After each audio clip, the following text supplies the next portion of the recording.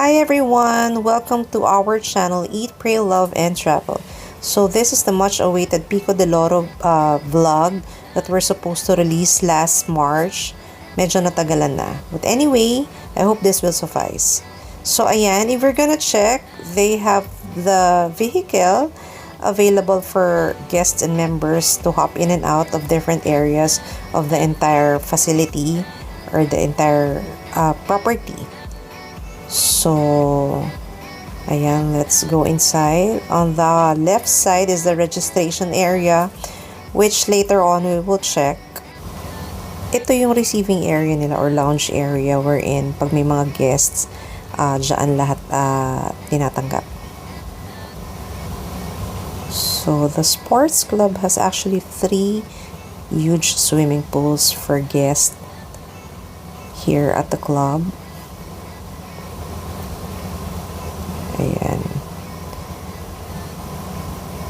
This is actually open to all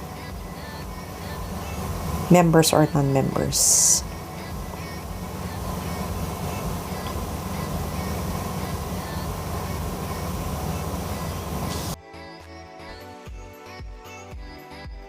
So here at the registration area, you're gonna see yung mga guest fee nila for non-members or for guests. It depends kung weekend or weekdays.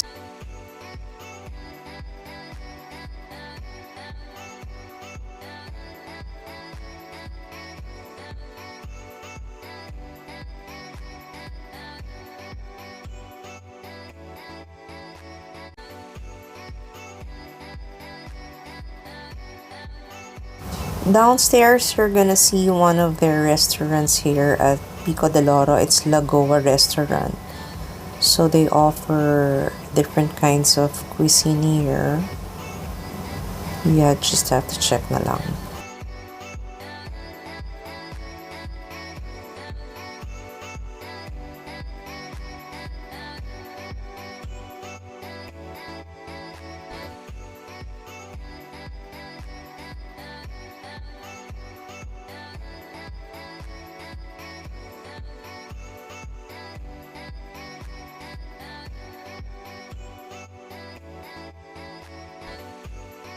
So let's check out the bowling and billiards area.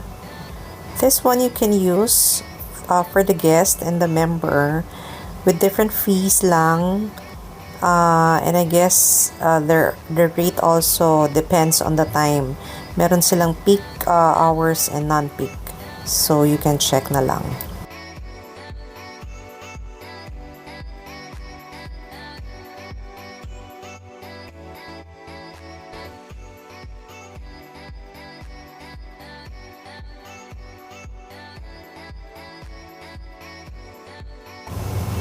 By the way, the club does not accept cash payment, so only card and GCash.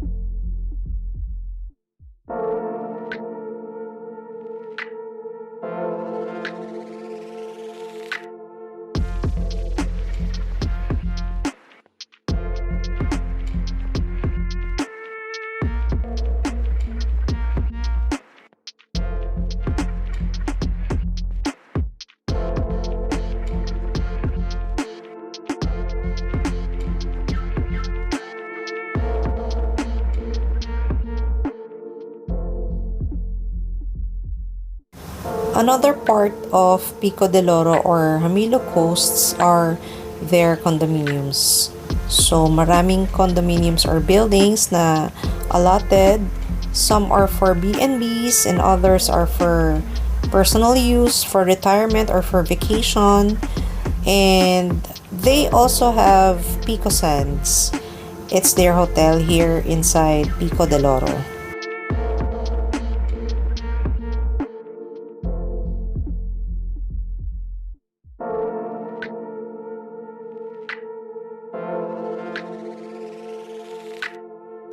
Kanina meron kami nadaanan. I think it's another new development from SMDC. It's actually a lot or parang magkakaroon na ata sila ng house and lot if I'm not mistaken.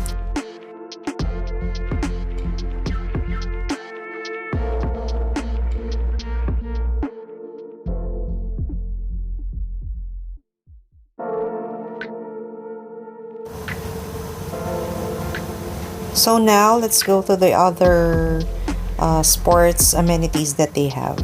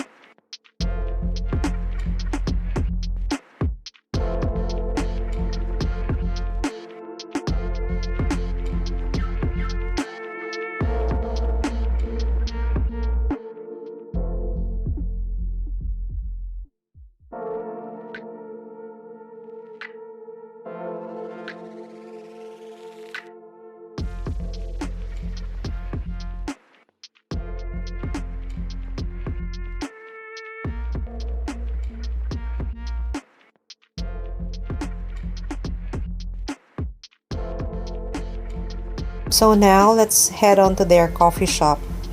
If you noticed, yung mga presyo dito sa Pico de Loro is really expensive. Well, I guess because of the transportation, kung papaano dalhin dito yung mga commodities. It's one big factor, I guess, kasi malayo rin talaga. So, brace yourself for the prices. Most especially yung kanilang soda is actually 180 pesos each. So, uminom na kayo ng maraming soft drinks before going here. So now, let's head on to the beach club.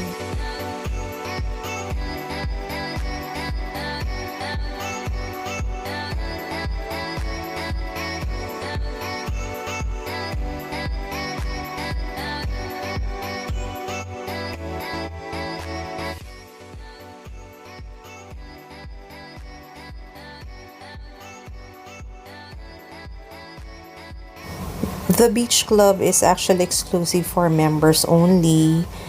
And I'm not very particular kung pwede sila magsama ng guest. But I guess kung pwede sila magsama ng guest, they have to be present physically.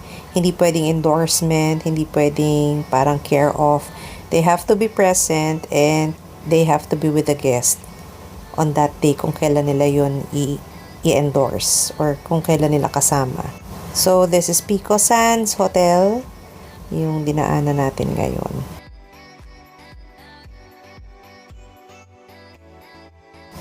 Kung mahilig talaga kayo mag-out of town or out of the country or just simply bonding with the kids, Pico de Loro is really advisable. Super lapit lang niya sa Tagaytay or I guess Alfonso area. And you will really enjoy the privacy of going to the beach na selected lang yung mga tao, parang ganun. Kasi diba minsan, lalo na pag summer, sobrang crowded ng mga beach. Most especially during the time na nagpunta kami ng Boracay. It's before Holy Week, but then sobrang dami na rin talaga ng tao. And I guess dito sa Pico de Loro, really controlled yung kanilang tao. Most particularly doon sa area ng beach club kasi nga it caters to all members lang. Yung mga non-members or guests that are coming here, they have their own beach here, which is here at the left side. It's Pico Beach, so everyone is allowed to go there. So, pero itong way na pupuntahan na natin ngayon is the beach club mismo, which is for members only.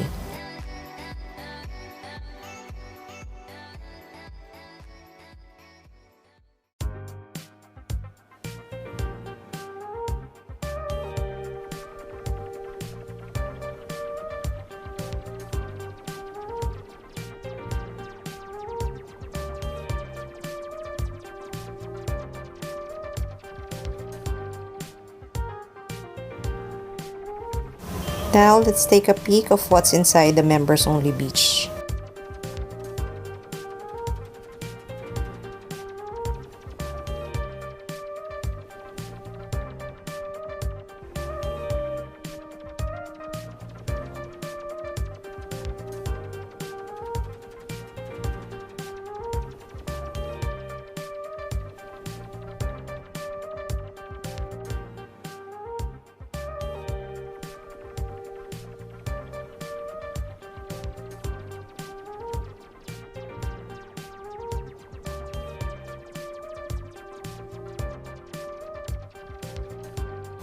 We have two swimming pools here.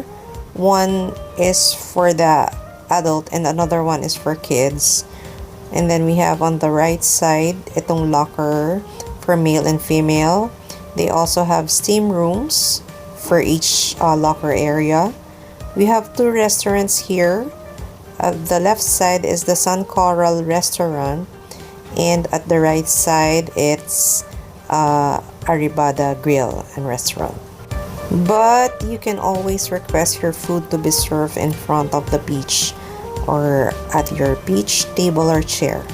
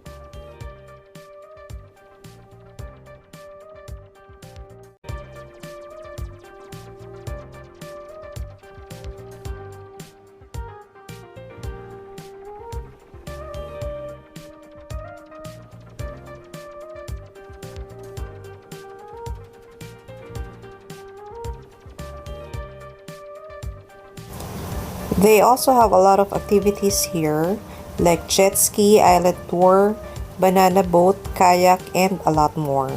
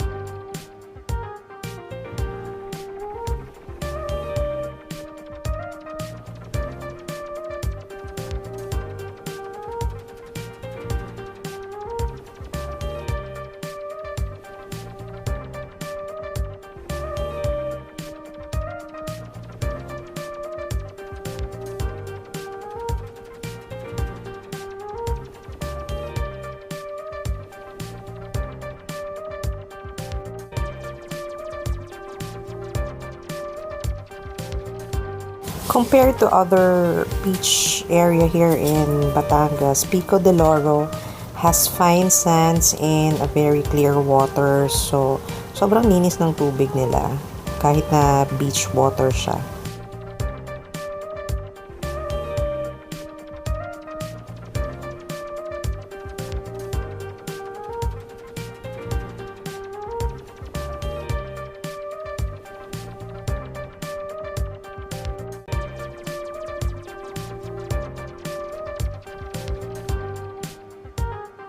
And that wraps up our Pico de Loro travel adventure. We hope that you enjoyed watching our video. And please don't forget to like and subscribe to our channel at Eat, Pray, Love, and Travel. And please don't forget to watch our Boracay family trip video now up on our YouTube channel. Thank you!